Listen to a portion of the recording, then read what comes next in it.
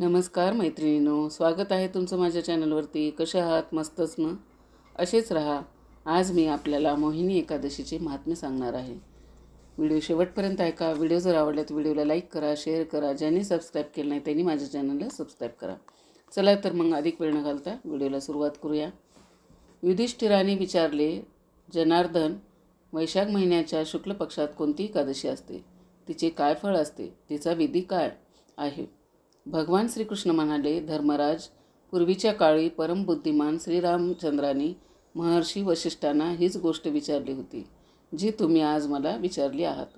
श्रीराम म्हणाले, भगवन, जे सर्व पापाचा नाश व सर्व प्रकारच्या दुःखाचे निवारण करणारे व्रतामध्ये उत्तम व्रत असेल ते मी ऐकू इच्छितो. वशिष्ठ मुनी म्हणाले, श्रीराम, तुम्ही फार उत्तम गोष्ट विचारलीत. मनुष्य तुमचे नाम घेतल्याने सर्व पापापासून शुद्ध होतो. तथापि लोकांच्या हितासाठी मी पवित्रात पवित्र उत्तम व्रताचे वर्णन करतो आहे. ती सर्व पापांचे हरण करणारी व उत्तम आहे.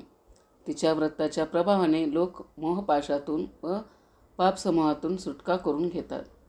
सरस्वती नदीच्या रमणीय काठावर भद्रावती नावाची सुंदर नगरी आहे. तेथे धृतिमान नावाचा राजा, की जो चंद्रवंशी व सत्यवचनी होता, राज्य करीत होता. त्याच नगरीत एक वैश्य राहत होता, जो धनधान्यादी परिपूर्ण व समृद्धशाली होता. त्याचे नाव होते धनपाल. तो सदैव पुण्यकर्मातच गुंतलेला असे. दुसऱ्यांसाठी पानपोई, विहीर, मठ, बगीचा, तलाव आणि घरे बांधून देत असे. भगवान विष्णूच्या भक्तीत त्याचा मनपूर्वक अनुराग होता. तो नेहमी शांत राहत असे. त्याला 5 मुले होती, सुमना, धृतिमान, मेधावी, सुकृत व दृष्टबुद्धी. दृष्टबुद्धी 5वा होता. तो नेहमी मोठमोठ्या पापकर्मामध्ये गुंतलेला असे. जुगार वगैरे दुर्व्यसनामध्ये त्याची खूप आसक्ती होती. तो वेश्यांना भेटायला उत्सुक असे. त्याची बुद्धी व न देवाच्या पूजेत लागत असे आणि न पित्रेमध्ये व ब्राह्मणाच्या सत्कारात.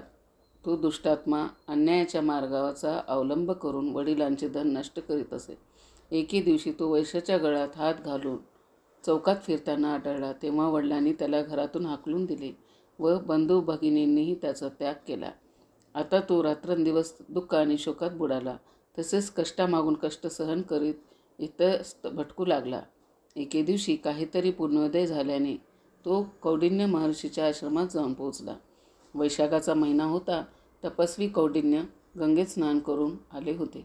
दुष्टबुद्धी शोकाच्या भराने दुःखित होऊन कौंडिन्य मुनीजवळ गेला आणि हात जोडून समोर उभा राहून म्हणाला, ब्रह्मन, भूदेव, माझ्यावर दया करून असे काही व्रत सांगावे ज्याच्या पुण्याच्या प्रभावाने माझी मुक्ती होईल.